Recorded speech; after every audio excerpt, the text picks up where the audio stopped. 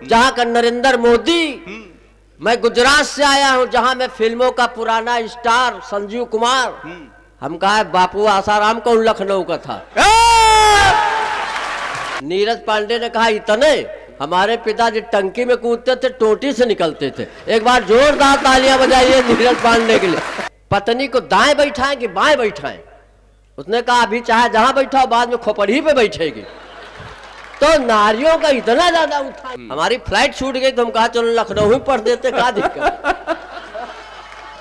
बहुत लंबी लंबी फेंक रहे नीरज, हर कवि को पढ़ा रहे लंबी। एक आदमी लंबी लंबी फेंक रहा था, उसने कहा मेरे पिताजी नाले में कूदते थे तो नदी से निकलते थे। दूसरे ने कहा बस हमारे पिताजी नदी में कूदते थे, हिंद महासागर से निकलते थे। नीरज पांडे ने कहा इतने हमारे पिताजी टंकी में कूदते थे, टोटी से निकलते थे। एक बार जोरदार तालियां बजाइए नीरज पांडे के लिए। हल्के न लो, हमारे जिले की शान है। हाँ, बहुत अच्छा संचालन कर रहा। श्लोक के माध्यम से हमको बुलाया, और जानते हो किसी देवता का आवाहन श्लोक के माध्यम से होता है। अगर ये श्लोक बुला के न हमको बुलाता तो हम इसको परलोक भेज देते। तालियां थोड़ा घनीभूत करो, बाद में नंबर आया। यहाँ पे दो ही अंतरराष्ट्रीय कवि हैं, एक गजेंद्र प्रियांशु है, एक हम हैं। नहीं मजाक की बात थोड़े, 4 देशों की यात्रा करके आया हूँ। पहले हिंदुस्तान में पढ़ा, फिर आर्यावर्त में पढ़ा, फिर इंडिया में पढ़ा, अब भारतवर्ष में पढ़ रहा हूँ लखनऊ में। एक ही दिन में, एक ही समय में 4 देश। अच्छा, ये हरेंद्र कह रहा है, बार बार कह रहा था मैं गुजरात से आया हूँ जहाँ के महात्मा गांधी। मैं गुजरात से आया हूँ जहाँ का नरेंद्र मोदी। मैं गुजरात से आया हूँ जहाँ मैं फिल्मों का पुराना स्टार संजीव कुमार। हम कहा बापू आसाराम कौन लखनऊ का था।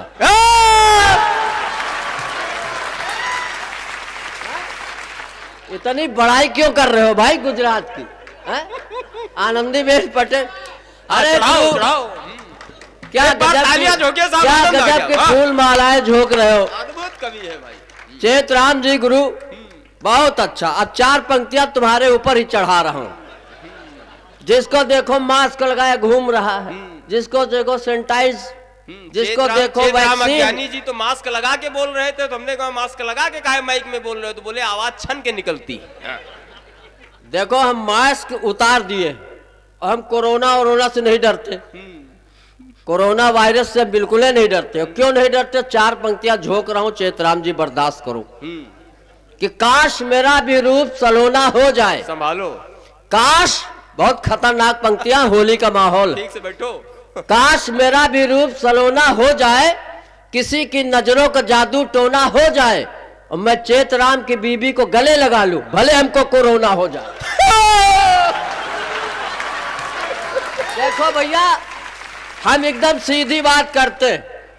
हमने जो कुछ सीखा है, कविता के तत्व जो भी सीखे, आदरणीय प्लेंकर दादा से सीखे। बिल्कुल। इन्होंने हमारा हाथ पकड़ के, कलम पकड़ के हमको सिखाया। अगर कोई गलती हो जाए तो हमारी न मानो।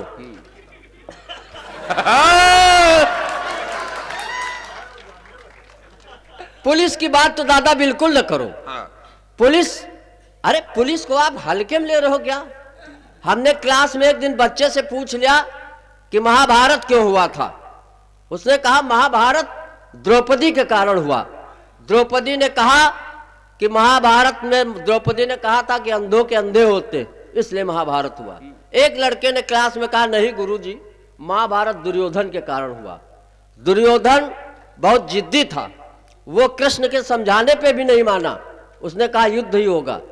तीसरे लड़के ने कहा गुरुजी दोनों उत्तर गलत, महाभारत होता ही ना अगर पुलिस होती तो। बहुत अच्छे। दोनों पार्टियों को बुला के थाने में ले दे के मामला निपट जाता। ताली बजाओ पुलिस के नाम पे, पुलिस के तो कोई डरे नहीं। हाँ, एक बार हम इसी तरह, हमारे मुंह से निकल आया पुलिस भ्रष्ट है। एक दरोगा जी डंडा लेके आगे भी हड़का के गए गुरु तुमको कि 200 आदमी से ज्यादा नहीं होना चाहिए। हम गिनेंगे कितने आदमी, अगर ज्यादा होंगे तो बाहर कर देंगे अभी हम। इनको हटा दे कि FIR तुम्हारे खिलाफ हो जाएगा। लेकिन बहुत निडर है भाई, मैं चेतराम को बधाई देता हूँ। और ये इतना अच्छा बंदा है कि दिल का भी साफ और दिमागों का साफ है। नहीं नहीं, आप गलत समझ रहे हो। इसके दिमाग में कोई गंदगी है ही नहीं। मतलब जैसे सफाई अभियान चल रहा है, सफाई अभियान चल रहा है कि नहीं चल रहा। अभी मैं आया तो भौली में एक आदमी लोटा लेके लेटरिन जा रहा था। अच्छा। हमने उसको डांटा, हमने कहा मोदी जी ने स्वच्छता अभियान चलाया है, यहाँ के प्रधान ने इतने शौचालय बनवाए हैं, तुम ससुरदार लोटा लेके बाहर जा रहे हो।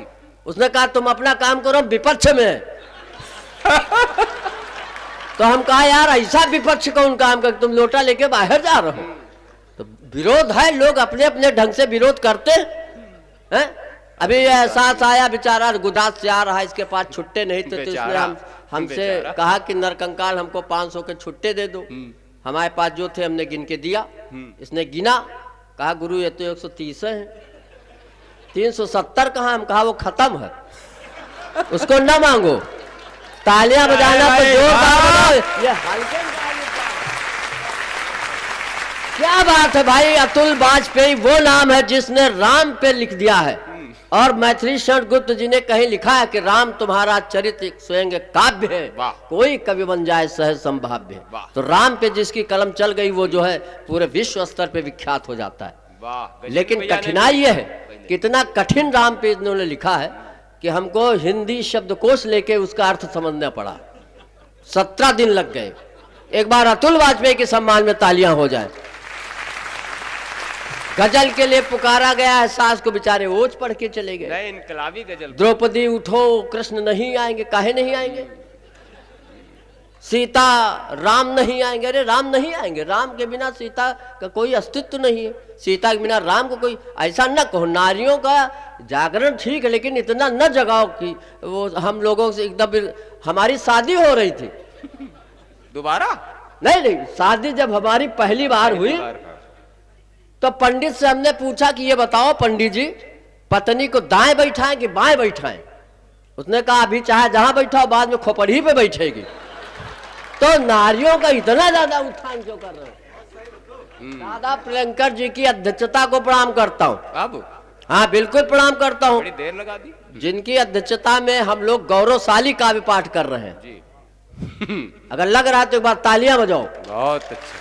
तालियां बजाते रहोगे तो हमको विद्वता का भ्रम बना रहेगा। अभी तक आप बड़े बड़े कवियों की बड़ी बड़ी रचनाएं सुन रहे थे, अब 2 कौड़ी की कविता सुनो। आजकल 2 कौड़ी की कविताएं मंचों पे चलती हैं। बहुत कठिन लिख दोगे, क्या मतलब। अब नरकंकाल का मतलब क्या समझ रहे हो तुम। तुमसे नरकंकाल से बहुत ज्यादा निरालापन तो दिनकर की उम्मीद करे हो। नहीं, यह है उम्मीद। निराला से लेके जो नरकंकाल तक देश आ गया ना, बहुत ज्यादा कठिन। होली का माहौल, मस्ती का काम करो। चलिए हम कोरोना से शुरू करते हैं। क्यों, कोरोना का माहौल, फिर होली तक आ जाएंगे। अगर 2 कविताएं पढ़ेंगे, अगर पसंद आई तो ठीक, नहीं 10-12 और सुनाऊंगा। बाप रे बाप। राधे श्याम भारती की आत्मा हमारे अंदर घुसी हुई। उठो द्रौपदी वस्त्र संभालो, श्याम नहीं आने वाले। चेतराम जी से मैंने कहा नरकंकाल को बुला लो, राधे श्याम नहीं आने वाले। हाँ सही बात है। आज कार्यक्रम बंगलौर में लगा था। हमारी फ्लाइट छूट गई तो हम कहा चलो लखनऊ ही पढ़ देते, क्या दिक्कत। क्या दिक्कत भाई।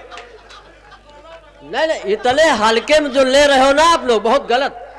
वकील साहब के रहते हुए इतनी सफाई से आदमी झूठ बोल रहा है। एक बार जोरदार तालियां बजाओ। देखो वकीलों की क्या स्थिति भाई। अगर कोई वकील कब्रिस्तान से निकलता तो मुर्दे खुदे पूछते हैं कि वकील साहब हमारा केस चल रहा कि खत्म हो गया। हमारे मोहल्ले में एक वकील साहब थे, तो एक आदमी की पत्नी से नहीं पट रही थी।